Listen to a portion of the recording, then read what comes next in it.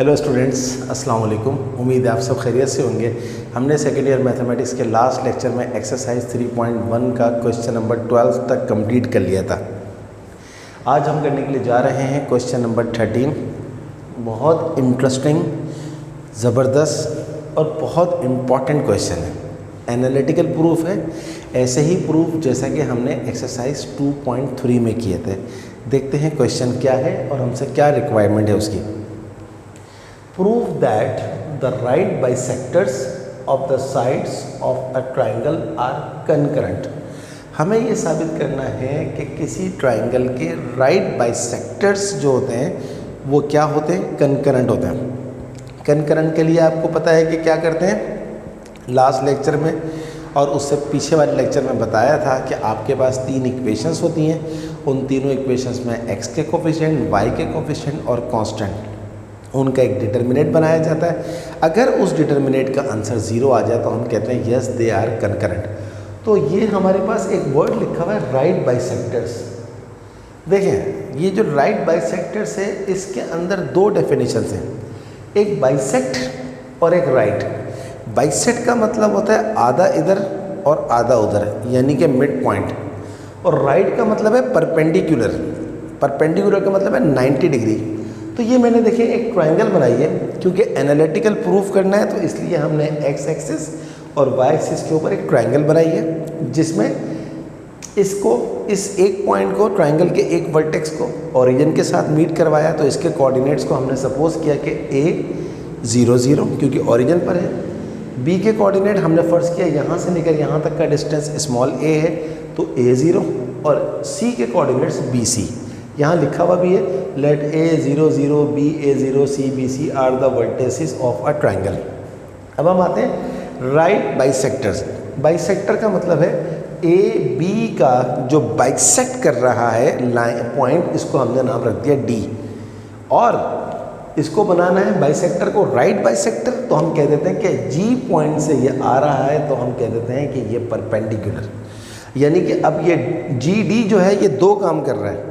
ये A B को bisect कर रहा है, और किस तरह बाइसेक्ट कर रहा है, राइटली बाइसेक्ट कर रहा है, यानी कि 90 डिग्री का एंगल बना रहा है। दूसरा बाइसेक्टर बी सी का जो बाइसेक्टर है वो ई है, और राइट बाइसेक्टर किस वजह से है कि ये जब जी से यहाँ जा रहा है तो हमने ये फर्ज किया हुआ है कि ये एंगल कितना बन रहा है, 90 डिग्री। तीसरा बाइसेक्टर ए सी का जो बाइसेक्टर है वो क्या है, एफ है।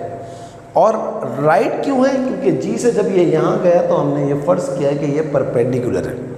तो असल में हमें इन तीन बाइसेक्टर्स की इक्वेशंस निकालनी है सबसे पहले, जी डी, जी ई और जी एफ की। और जब वो इक्वेशंस आ जाएंगी तो उसके बाद फिर हम उनके डिटर्मिनेंट निकालेंगे। अगर डिटर्मिनेंट 0 आ जाए तो हम कहेंगे कि ये कंकरेंट है, वरना कंकरेंट नहीं है। तो आई होप कि आपको समझ में आया होगा कि राइट और बाइसेक्टर। बाइसेक्टर क्यों बोलना है, क्योंकि लाइन को आधा इधर कर रहा है और आधा इधर कर रहा है। और राइट क्यों है, क्योंकि 90 डिग्री। तो देखिए, अब क्योंकि हमने यहाँ पर बता दिया है आपको, यहाँ लिख भी दिया है मैंने, D E and F are the mid points of side A B B C and A C. अब आप बाइसेक्टर बोलेंगे, मिड पॉइंट बोलें, बात एक ही है। तो अगर आपको डी के कोऑर्डिनेट्स निकालने हों तो डी क्या है, ए बी का मिड पॉइंट। ए बी का मिड पॉइंट कैसे निकलेगा, मिड पॉइंट के फॉर्मूले से। मिड पॉइंट का फॉर्मूला क्या होता है, x1 + x2 upon 2, y1 + y2 upon 2। तो 0 + a या a + 0 अपॉन 2 और 0 + 0 अपॉन 2। तो a + 0 अपॉन 2 क्या हो जाएगा, a अपॉन 2, 0 + 0 अपॉन 2 क्या हो जाएगा, 0। तो ये आ गए हमारे पास D, बाइसेक्टर D के कोऑर्डिनेट्स। अब हम बात करते हैं बाइसेक्टर E के कोऑर्डिनेट्स। E क्या है, मिड पॉइंट है किसका, BC का। तो कैसे निकलेगा इसका mid point, a + b upon 2, 0 + c upon 2 या c + 0 अपॉन 2। तो ये आ गया a + b अपॉन 2, c + 0 क्या होता है, c होता है, c अपॉन 2 आ गया। ये आ गया हमारे पास बाइसेक्टर E के कोऑर्डिनेट्स। अब हम निकालेंगे बाइसेक्टर F के coordinates. F is the mid point of AC।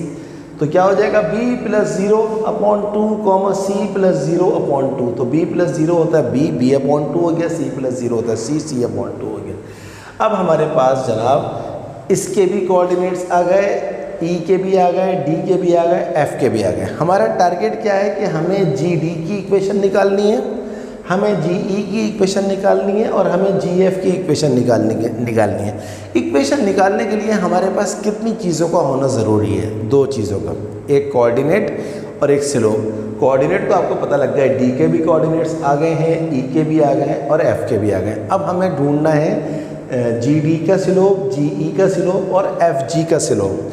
तो जनाब अब हम स्लोप जी डी का स्लोप निकालने के लिए हम एक काम करेंगे, हम निकाल लेते हैं सबसे पहले ए बी का स्लोप। तो हमने नाम रख दिया कि let m1 be the slope of A B. Slope कैसे निकलता है? स्लोप के फॉर्मूले से y2 minus y1 upon x2 minus x1। ये आपका x1 y1 है, ये आपका x2 y2 है। तो y2 minus y1 0 minus 0 upon x2 minus x1 a minus 0। 0 minus 0 0 होता है, a माइनस 0 a होता है और 0 से किसी भी चीज़ को डिवाइड करें तो आंसर 0 आता है। ये आपके पास m1 आ गया। अब हम निकालते हैं m2। m2 का नाम m2 को हमने क्या बोला? m2 B the slope of bc। bc का जो स्लोप है वो क्या है? m2 है। ये x1 y1 है, ये x2 y2 है। अच्छा एक बात और, x1 y1 इसको बोलें या x1 y1 इसको बोलें, आंसर में फ़र्क नहीं पड़ता। तो क्या आ गया? y2 minus y1 c minus 0 upon x2 minus x1 b minus a। तो c माइनस 0 होता है c, b माइनस a होता है b माइनस a। अब हम निकालते हैं तीसरा स्लोप m3। m3 क्या चीज़ है? Is the slope of ac। ये x1 y1, ये x2 y2। तो c minus 0 upon b minus a। c minus 0 होता है c, b माइनस a होता है b माइनस a। तो अब हमारे पास sorry m3 with the slope of ac। तो c minus 0 upon b minus 0, मैंने गलत बता दिया था आपको, c minus 0 upon b minus 0। c minus 0 होता है c, b माइनस 0 होता है b, तो c अपॉन b। यहाँ तक हम पहुँच गए। अब हमें तो इसके स्लोप की ज़रूरत नहीं है, ए बी के स्लोप की ज़रूरत नहीं है, हमें तो जी डी का स्लोप निकालना है। लेकिन स्टूडेंट्स आप जानते हैं इस बात को कि अगर आपके पास एक लाइन का स्लोप आपको पता हो और दूसरी लाइन का स्लोप, दूसरी लाइन जो है वो इस लाइन के परपेंडिकुलर हो, तो आप क्या यूज़ करते हैं? आपको याद होगा, आप यूज़ करते हैं ये वाली चीज़, m1 multiply by m2 is equals to -1। अगर दो लाइंस परपेंडिकुलर हों तो उनके स्लोप का जो प्रोडक्ट होता है वो क्या होता है? -1 होता है। तो अगर आपको m2 निकालना है तो आप m1 को वहाँ भेज देंगे, ये हो जाएगा -1 अपॉन m1। तो देखिए अब मैंने यही किया है, m1 m2 m3 का स्लोप जब आ गया तो अब मैं निकाल रहा हूँ जी डी का इक्वेशन। यही हमारे काम की इक्वेशन है। तो जी डी की इक्वेशन कैसे आएगी? डी के कोऑर्डिनेट्स तो आपको पता है, डी के कोऑर्डिनेट्स ये लिखे हुए a/2 और 0। मैंने एक दफ़ा और लिख दिया a/2 और 0। इक्वेशन किस तरह निकलेगी? स्लोप पॉइंट फॉर्म से। क्या होती है slope point form? y minus y1 is equals to m time x minus x1। तो देखिए y minus y1 is equals to m।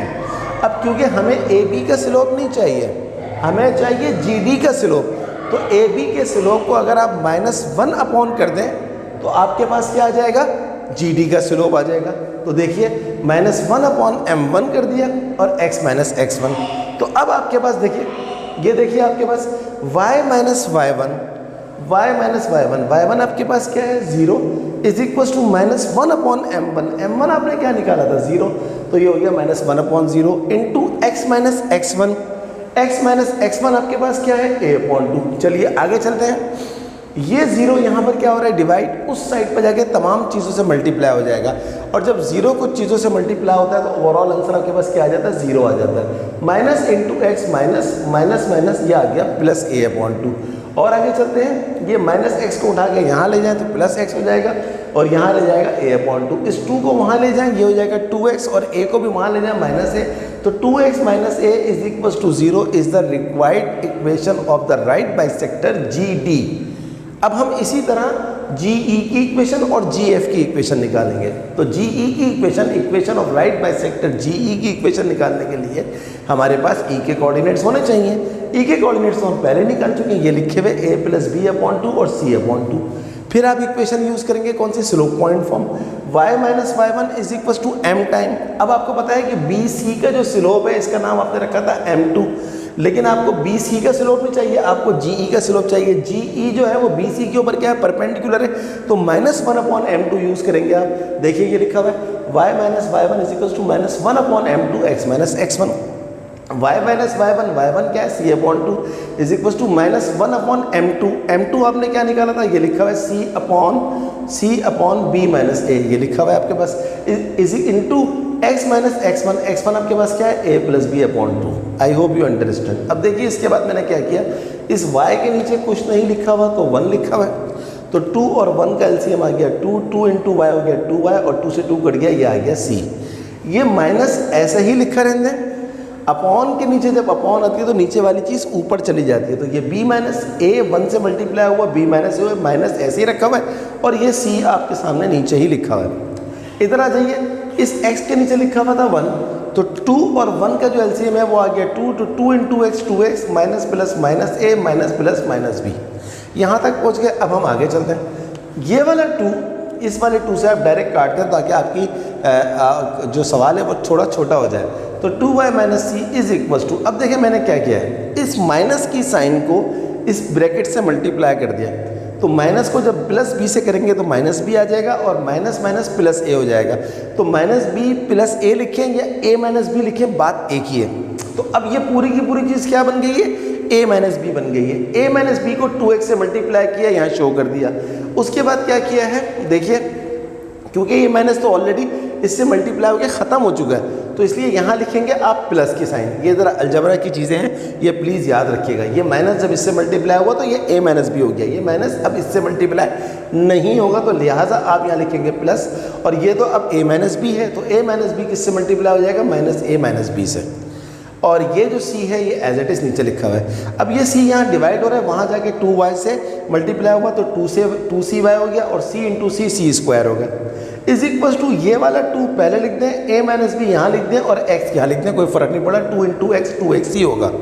आगे चलते हैं। अब देखिए मैंने क्या किया, ये माइनस इन दोनों में से जब आप कॉमन निकालेंगे तो माइनस प्लस ये हो जाएगा माइनस, a को जब आप मल्टीप्लाई करेंगे a से तो ये हो जाएगा माइनस a स्क्वायर, और a को जब आप करेंगे, क्योंकि ये तो माइनस बाहर जा चुका है तो अंदर रह गया a प्लस बी, जब आप a को b से करेंगे तो ये हो जाएगा ab, माइनस b को प्लस a से करेंगे, ये प्लस हो चुका है, कीप इन माइंड, क्योंकि माइनस से मल्टीप्लाई हो चुका है, तो ये प्लस ये माइनस b प्लस a से होगा तो माइनस ab, और माइनस b जो है वो प्लस b से होगा, तो माइनस b से होगा तो ये हो जाएगा minus plus b square. I hope you understand कि मैंने क्या किया है, कि किस तरह इसको मैंने इन दोनों में से माइनस की साइन को मैंने बाहर निकाल लिया।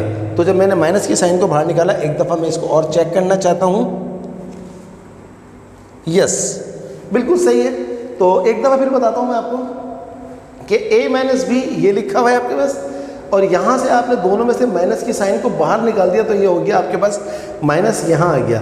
अब ये a जो है वो आपके पास क्या है, प्लस माइनस का a है, माइनस के a को प्लस के a से करेंगे तो माइनस a स्क्वायर, माइनस के a को अगर आप प्लस के b से करेंगे तो प्लस a b, माइनस के b को प्लस a से करेंगे तो ये हो जाएगा माइनस a b, और माइनस के b को माइनस b से करेंगे तो ये हो जाएगा प्लस b स्क्वायर। सही है जनाब। फिर बताता हूँ मैं आपको, ये वाला माइनस ये वाला b प्लस में है, मगर यहाँ आपके पास क्योंकि साइन क्या आ गई थी, माइनस आ गई थी, तो इसकी वजह से ये प्लस हो गया। आगे चलते हैं। तो थोड़ा सा मैंने एक स्टेप असल में मिस किया है, आप इसको प्लीज़ अपने अंदाज से करके ये आंसर ले आइएगा। अगर आपको ये समझ में नहीं आया अभी डायरेक्ट मेथड, तो आप इसको अपने अंदाज से मल्टीप्लाई कर लीजिएगा। मल्टीप्लाई करना तो आप लोगों को बहुत अच्छा आता होगा। आगे चलते हैं। तो यहाँ तक हम पहुँच गए। ये आपके पास अब क्या आ गया जनाब, 2cy माइनस सी स्क्वायर, और यहाँ तक पहुँच गया। अब आपने क्या किया, इस 2 into a b minus x ऐसे ही लिखा हुआ है, ये माइनस a स्क्वायर ऐसे ही लिखा हुआ है, ये प्लस ये वाला माइनस ab और ये वाला प्लस ab आपस में कट गए, ये वाला प्लस b स्क्वायर ऐसे लिखा हुआ है, ये 2cy यहाँ उठा के ले आए माइनस 2cy, और ये माइनस c स्क्वायर यहाँ उठा के ले आए प्लस c स्क्वायर, और यहाँ पर हमारे पास ये दोनों चीज़ें क्योंकि उस साइड पर आ गई हैं तो इस साइड पर 0 बचा। एक और स्टेप करते हैं, 2 इंटू ए बी, मैं यहाँ पर x लिखना भूल चुका हूँ, सॉरी, तो मैं इसको सही कर देता हूँ, 2 इंटू ए माइनस बी इंटू एक्स। और इस y को पहले लिख दें, रीअरेंज करें टर्म को, -2cy, ये -a² ऐसे लिखा हुआ है, ये +b² ऐसे लिखा हुआ है, ये +c² ऐसे लिखा हुआ है, इसका नाम रख दिया मैंने इक्वेशन नंबर 2। तो ये है हमारे पास equation of right bisector GE। अब मैं निकालने के लिए जा रहा हूँ equation of right bisector GF। तो मेरे पास f के कोऑर्डिनेट्स हैं, देखिए ये लिखे हुए हैं, f के कोऑर्डिनेट्स है मेरे पास b/2 और c/2। इक्वेशन क्या बनेगी, y - y1। अब मेरे पास AC का स्लोप है, AC के स्लोप को मैंने नाम क्या रखा है, m3, और GF जो है वो परपेंडिकुलर है AC पे, तो ये हो जाएगा -1/m3। GF का स्लोप क्या हो जाएगा, -1/m3। इसलिए देखिए क्या लिखा है, y - y1 is equal to -1/m3 x - x1। तो y - y1 आपके पास क्या है, c/2 is equal to -1/m3। m3 आपने कितना निकाला, c/b, तो ये हो जाएगा -1/c/b into x - x1। x1 आपके पास क्या है, b/2, तो ये आ गया b/2। अब देखिए यहाँ पर भी मैंने यही काम किया कि इसका एलसीएम ले लिया, 2 और 1 का आ गया 2, 2 1 जा 2y, 2 से 2 कट गया c, और ये उल्टा हो जाएगा, ये हो जाएगा -b/c। और यहाँ पर भी देखिए मैंने एलसीएम ले लिया, 2 और 1 का 2 ले लिया, तो ये हो जाएगा 2 × x, 2x, 2 से 2 कट गया, ये आ गया b। अब उसके बाद क्या किया मैंने, देखिए 2 से ये 2 काट दिया, ये c यहाँ पर क्या हो रहा है, डिवाइड हो रहा है, वहाँ जाके मल्टीप्लाई हो जाएगा, c × 2y, 2yc, c × c, c²। फिर माइनस को मल्टीप्लाई करें, -b × 2x, -2bx, -b²। इसके बाद क्या करें, इस -2bx को यहाँ शिफ्ट कर देंगे, हो जाएगा +2bx, ये 2cy ऐसे ही लिखा हुआ है, ये +b² यहाँ आ जाएगा -b², ये -c² पहले से लिखा हुआ है, उस साइड पे दोनों टर्म्स वहाँ जा चुकी हैं, कुछ नहीं बचा तो 0 बचा, ये हो गया आपके पास इक्वेशन नंबर 3। तो ये था सबसे मेन काम to find the equation of all the right bisectors. GD का बाइसेक्टर, GE की और GF की अपने इक्वेशन निकाली। तो देखिए मैंने क्या लिखा, नाउ वी हैव 3 बाइसेक्टर्स। पहला बाइसेक्टर क्या है, इक्वेशन नंबर 1। इक्वेशन नंबर 1 हमने कहाँ निकाली थी, ये देखिए ये रही, 2x - a is equal to 0, यहाँ लिख दिया। फिर इक्वेशन नंबर 2 हमने कहाँ निकाली थी, ये निकाली थी, 2 × ab × x, 2 × a - b × x -2cy -a² +b² +c² is equal to 0, ये इक्वेशन नंबर 2। और इक्वेशन नंबर 3 तो मैंने अभी निकाली है, ये लिखी हुई है, 2bx 2cy -b² -c² is equal to 0, equation number 3। अब हमने ये प्रूफ करना है कि ये तीनों बाइसेक्टर जो हैं ये क्या है, कंकरेंट है। तो जब कंकरेंट है तो कंकरेंसी का मेथड लगा दीजिए। कंकरेंसी का मेथड क्या होता है कि आप इसका डिटर्मिनेंट निकालते हैं। तो कोफिशिएंट ऑफ x क्या है, यहाँ पर पहली इक्वेशन में 2 ये लिख दिया, दूसरी इक्वेशन में कोफिशिएंट ऑफ x क्या है, 2 × a - b, तीसरी इक्वेशन में कोफिशिएंट ऑफ x क्या है, 2b। आगे चलते हैं, पहली इक्वेशन में कोफिशिएंट ऑफ y क्या है, y मौजूद ही नहीं है पहली इक्वेशन में। तो जब y मौजूद ही नहीं है तो हम क्या लिखेंगे, 0 लिखेंगे। दूसरी इक्वेशन में y के साथ में क्या लिखा हुआ है, -2c, ये आ गया। तीसरी इक्वेशन में y के साथ में क्या लिखा हुआ है, 2c, ये आ गया। अब पहली इक्वेशन का कांस्टेंट क्या है, -a, ये आ गया। दूसरी इक्वेशन का कांस्टेंट क्या है, -a² + b² + c², ये आ गया। तीसरी इक्वेशन का कांस्टेंट क्या है, -b² - c²।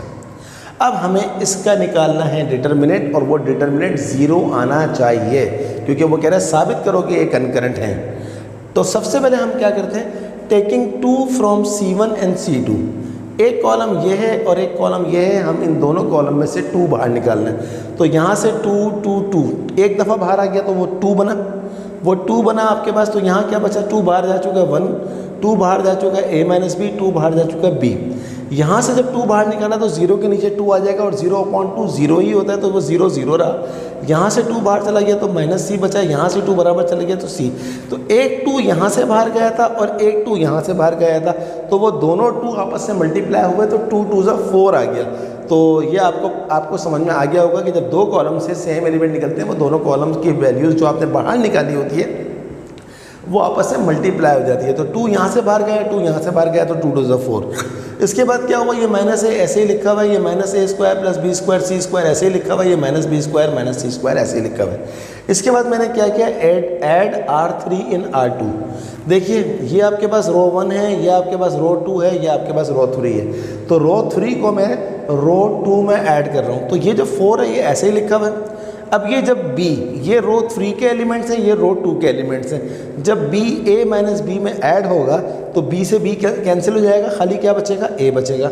जब c में माइनस c ऐड होगा तो 0 बच जाएगा क्योंकि c माइनस c कैंसिल हो जाएंगे। जब माइनस बी स्क्वायर इसमें जाएगा तो माइनस बी स्क्वायर से बी स्क्वायर कट जाएगा, माइनस सी स्क्वायर से सी स्क्वायर कट जाएगा, बाकी क्या बचेगा, माइनस ए स्क्वायर। अब क्योंकि रो 3 को आपने रो 2 में ऐड किया था तो रो 3 पे कोई फर्क नहीं पड़ेगा, रो 3 आप ऐसे लिखेंगे, ये b आ गया, ये c आ गया, ये माइनस बी स्क्वायर माइनस सी स्क्वायर। तो अब आपके पास ये वाला डिटर्मिनेंट बचा है, इसको आपने थोड़ा और छोटा कर दिया, कॉम्पैक्ट कर दिया। अब हम इसका नॉर्मल अंदाज से डिटर्मिनेंट निकाल लेते हैं। 4 तो ऐसे ही लिखेंगे हम, जो बाहर से चल रहा है कॉमन निकाल के। तो डिटर्मिनेंट कैसे निकलता है आपको फर्स्ट ईयर में याद होगा, 1 बाहर निकालेंगे तो 0 से इसको मल्टीप्लाई करेंगे तो 0 हो जाएगा, और c को माइनस ए स्क्वायर से करेंगे तो माइनस माइनस प्लस ए स्क्वायर सी हो जाएगा क्योंकि डिटर्मिनेंट में बीच में माइनस आता है। अगला देखें आप, ये निकालेंगे आप 0, तो जब आप 0 निकालेंगे तो फिर आपको इसको इससे मल्टीप्लाई और इसको इससे मल्टीप्लाई करने की ज़रूरत नहीं है क्योंकि ओवरऑल आंसर 0 बाहर निकालने पर ओवरऑल आंसर 0 आ जाता है, तो सिर्फ 0 लिख देना काफ़ी है। फिर आप बाहर क्या निकालेंगे, माइनस ए। जब आपने माइनस ए को बाहर निकाला तो ए को सी से मल्टीप्लाई करेंगे ए सी, और बी को 0 से मल्टीप्लाई करेंगे तो 0 आ जाएगा।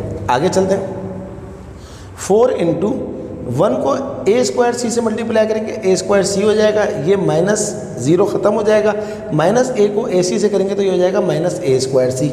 अब देखें इसके बाद क्या हुआ, ए स्क्वायर सी माइनस का और ए स्क्वायर सी प्लस का ख़त्म हो गया, तो 4 इंटू यहाँ पर कुछ नहीं बचा तो 0 बचा, और 4 into 0 0। Hence the right bisector of the triangle are concurrent proved. यही बात तो हमने प्रूव करनी थी। क्या था सवाल, prove that the right bisectors of the sides of a triangle are concurrent. तो बच्चों याद रखिएगा, जिस सवाल में कुछ वैल्यूज़ वगैरह नहीं दी हुई होती वो सवाल फिर बहुत बड़ा होता जाता है। हम क्योंकि सारी चीज़ें अपनी तरफ से लेट करते हैं, हमने ए बी सी के कोऑर्डिनेट्स लेट किए, हमने डी ई एफ के कोऑर्डिनेट्स निकाले, हमने स्लोप निकाला, उनको उल्टा किया, फिर इक्वेशन निकाली, तो ये पूरा सिनारियो बना। बहुत ज़बरदस्त सवाल था, बहुत मज़े का सवाल था, and I hope you completely understand this question. But किसी भी जगह पर किसी भी स्टेप में कोई प्रॉब्लम हो मुझसे पूछिएगा, मैं आपकी ज़रूर हेल्प करूँगा। तो ये आज की हमारी क्लास थी। काइंडली आप सबसे रिक्वेस्ट है कि मेरे चैनल को ज़रूर सब्सक्राइब कीजिए, और सब्सक्राइब करने के साथ साथ बेल आइकन को प्रेस करना नहीं भूलिएगा, क्योंकि जैसे ही आप बेल आइकन को प्रेस करते हैं तो वीडियो अपलोड होती है उसका नोटिफिकेशन आपको मिल जाता है। मेरी वीडियोस को लाइक करने के साथ साथ अपने तमाम दोस्तों को जो आपके कोचिंग सेंटर में पढ़ते हैं, जो आपके कॉलेज में पढ़ते हैं, जो दूसरे कॉलेजेस में पढ़ते हैं, उनको ज़रूर शेयर करें ताकि सबका फ़ायदा हो। तो स्टूडेंट्स, अगली क्लास तक के लिए अल्लाह हाफ़िज़।